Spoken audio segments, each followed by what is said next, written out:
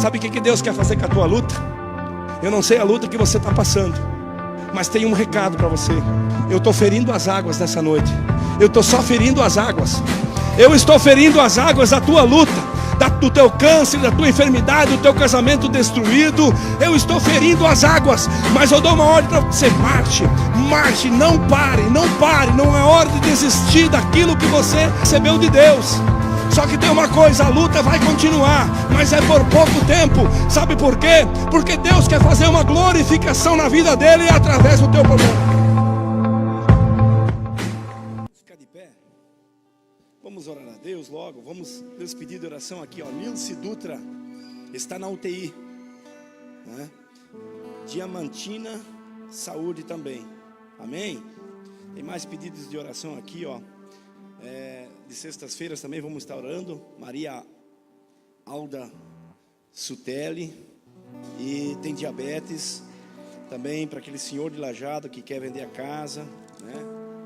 E Angelina da Silva Oliveira, falta de ar, água nos pulmões, também está no hospital, né? E a casa agora que é para ser vendida de Lajado, o senhor disse que ia doar ranchos. Coloca aqui bem na frente do altar embaixo aqui, ó. Vamos colocar os pés de Jesus. Irmãos, né, eu tive uma visão de fazer com que umas 7 semanas as portas abertas, vale só para sexta-feira. Eu estava dormindo e sonhei, é um sonho em que Deus abria portas. E até tem uma palavra em Apocalipse capítulo 4, se não me engano, o versículo acho que é 1, diz assim: há uma porta aberta no céu para você. E eu queria fazer essa campanha das portas abertas pelo seguinte: muitas vezes nas sextas-feiras eu venho de Lajado, eu já começo a vir lá de baixo nas encruzilhadas, aqui no bairro Medianeira, aqui Arroio do Meio. Se de noite nós viemos, né? Quando chegou meia-noite, os macumbeiros estão fazendo feitiço, colocando vela, galinha, um monte de coisa. E muitas pessoas, às vezes, que não têm o Espírito Santo, porque Jesus disse em Atos: ficai em Jerusalém até que do alto seja revestido. O Espírito Santo nos faz ser o que nunca nós seríamos. Se não fosse Deus entrar na minha vida e eu receber o Espírito Santo, certamente, né, eu poderia estar morto hoje, porque muitos dos meus irmãos, né, se perderam. Muitos dos meus irmãos, mais velhos um pouco que eu, foram para Porto Alegre, se perderam, muitos nas drogas, né? Tenho família, da minha família já 3 irmãos mortos, meus primos, meus parentes, muitos novos morreram bebendo, né? Eu vim de uma família muito assim, problemática, né? E então assim, ó, só Deus para quebrar esses problemas, tu entende? Por exemplo, o meu avô, ele morreu debaixo dos espinhos, meio louco, tomava 2 garrafões de cachaça por dia. Meu pai, com 3, 4 anos, 5 anos de idade, eles botavam num cavalo, botava 2 sacos cada lado e um garrafão de cachaça cada lado, e tocava o cavalo até lá embaixo com um bilhete. E ele voltava para o meu avô, né, o pai dele, beber. Então, quando ele morreu, nem os cachorros iam embaixo quando entrava uma caça. Uns espinhos que davam, e eles fazem tudo umas ramas assim, desce, fecha, e ele se enfiava embaixo, bem louco, se rasgava, e lá ele morreu. Meu pai perdeu ele bem cedo, foi criado por uma outra mulher, né, que se chamava Nona Pepina, e aí essa mulher criou. Minha mãe também, ela foi uma pessoa muito, morreu cedo, judiada, trabalhou desde novinha, e assim, ó, então eu tinha tudo para dar errado. Meus amigos de infância que estudaram comigo, quantos que morreram de acidente, de droga. Mas o Senhor um dia me tocou, e eu fui para uma igreja verificar o que estava acontecendo. E lá dentro o Espírito Santo, né? Eu nunca me esqueço, o pastor começou a ler a Bíblia, ele tinha 3ª série. E ele era um homem que estava cumprindo pena no presídio central, porque ele tinha quebrado os braços dos 2 brigadianos e os dedos. E esse homem estava em condição incondicional. E eu fui lá visitar aquela igreja e ele começou a ler. Eu disse: meu Deus, o que eu vim fazer aqui? O homem nem lê, sabe? Não conseguia nem assimilar as palavras de tão mal que ele lia. Mas quando ele começou a pregar, o poder de Deus começou a descer, não sei de onde é que ele tirou palavras.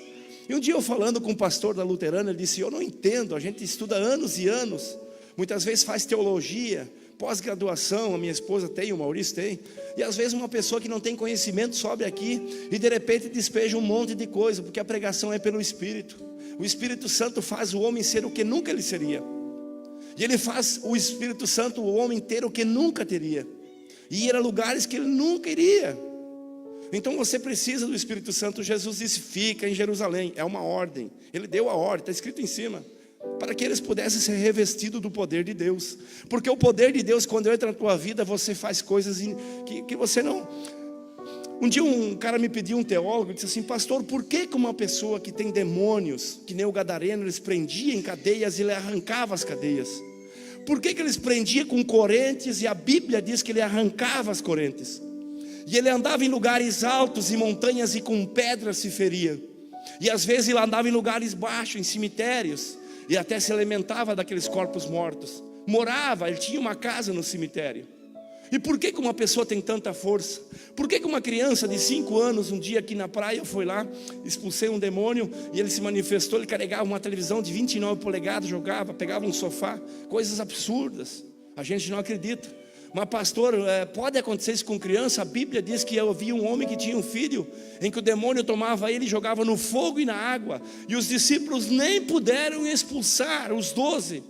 E houve uma contenda entre os escribas e os fariseus. E a Bíblia diz que Jesus se aproximando disse: o que está acontecendo? Aí o pai vem interceder ao filho e diz assim: Senhor, esse meu filho, quando o Espírito pega ele, joga no fogo, acaba queimando ele, e joga na água ao ponto de quase matar.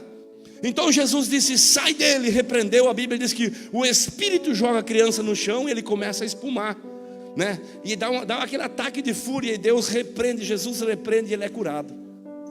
E aí eu perguntei para mim mesmo, o teólogo fez uma boa pergunta: por que uma pessoa possessa, muitas vezes uma vez expulsamos o demônio de uma mulherzinha bem magrinha, nós estávamos em 5 ou 6 obreiros, eu acho que a Rita estava junto, né, no princípio da igreja, segurava braço, mão, o rosto raspava no chão, ninguém conseguia segurar, até que saiu aquele espírito em questão de poucos minutos assim.